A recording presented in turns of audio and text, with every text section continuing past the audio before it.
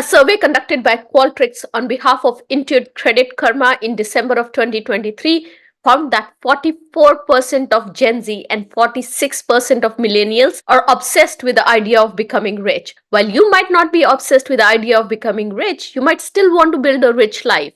And in today's video, I will share with you 5 of the most overlooked bad habits and tips on building a rich life by breaking these habits. Before we get started, a quick reminder to 80% of you who haven't yet subscribed to my channel to do so now and click on the notification bell icon so that you can get notified every time I release a video. And now, let's get started with the first habit. The first bad habit is not following the 1% rule. Most of us want to make it big and we keep waiting for that big opportunity to land in our laps. This was me a few years ago. I knew that I needed to invest, but I kept waiting for that extra $10,000 or $20,000 to show up in my paycheck as a bonus or as an increment before I started investing.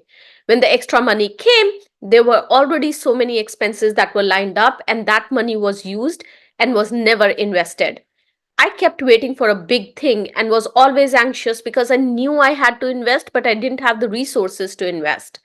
Things changed when I learned the power of 1% incremental compounding or the 1% rule, which essentially means that if you strive to be just 1% better than today as compared to yesterday, in terms of anything, be it your health goals, be it your investing goals, be it your career, basically, then what happens is that you make significant progress rather than waiting for that big opportunity.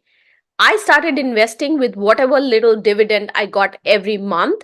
And in 1 year, I made more progress than I had in last 5 years. So rather than focusing on big changes, focus on small incremental changes every day and see the difference. On that note, make 1% change today, invest in yourself and register for the EWOW 2024 Virtual Summit to fast track your growth. In this summit, you'll hear from powerful speakers and learn about the job opportunities from our sponsors. First 200 registrants get 3 months free LinkedIn Premium. I'll add the link in the description and I can't wait to see you there. And now let's move on to bad habit number 2. The second bad habit that I want to talk about is not having an abundance mindset. Most people have the tendency to look at life with a half empty perspective. Our mind is wired to look at what we don't have versus what we have to create a path to success. Data shows that salespeople who are optimistic close more deals than their pessimistic counterparts. It's so easy to blame things on the factors that are beyond your control. Like, I don't have the resources right now to start a side hustle, or I want to be free of my responsibilities before I start working on my startup idea. The reality is that there's never a right time.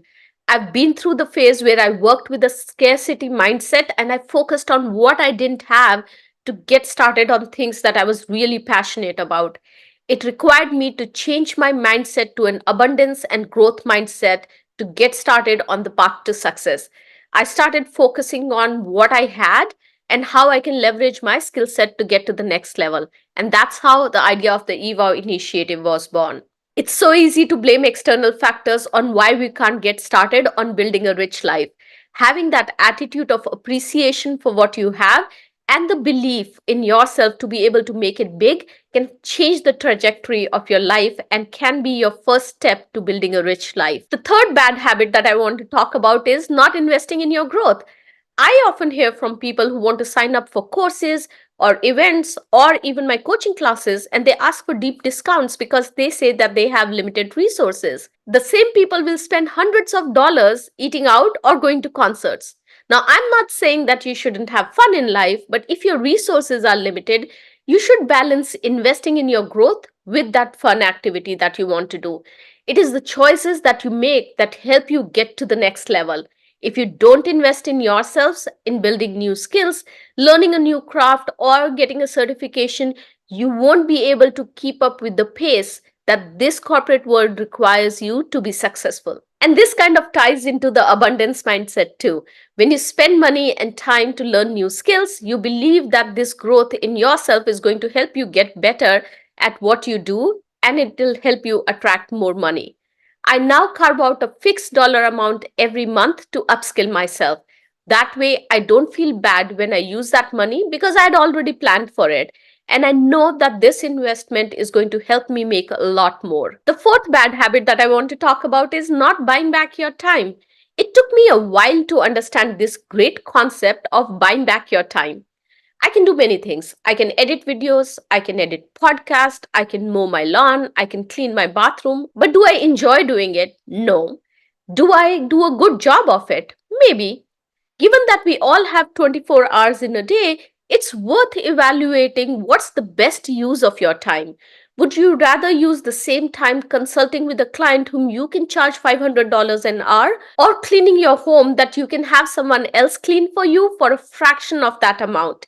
It took me a while to understand that I had the power to buy back my time by hiring professionals to help me out. Not only did this mindset change help me focus on high revenue tasks for myself, but I can now also support livelihood of other professionals who are probably much better than me at those tasks. When people say the more money you spend, the more you get back, that's what they mean. When you delegate and make space and time for high revenue generating activities, you become rich.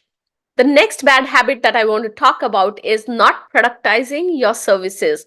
When you are a solopreneur and you're working on your own and your clients like your services, you'll soon realize that you become the biggest bottleneck when it comes to scaling your business. So rather than stretching yourself thin, think about how you can productize your services. By creating standardized service packages or products, you can streamline your processes and reduce the time spent on customization for each client. This frees up your time to focus on other aspects of your business or personal development. Productizing your services also enables you to diversify your revenue streams. Productized services often include self-service components such as online courses, templates, or tools. And this empowers the client to take control of certain aspects of their engagement with your business that reduces your direct involvement in all aspects of your business. A great example is if you are coaching people on how to manage money, could you then convert some pieces of it as online courses, make it on demand so that people can just buy it off the shelf rather than you being involved in every conversation?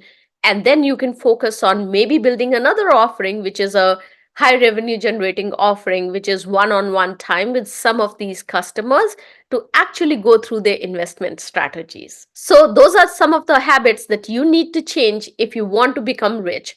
I would love to hear from you in terms of which of these habits resonated the most with you.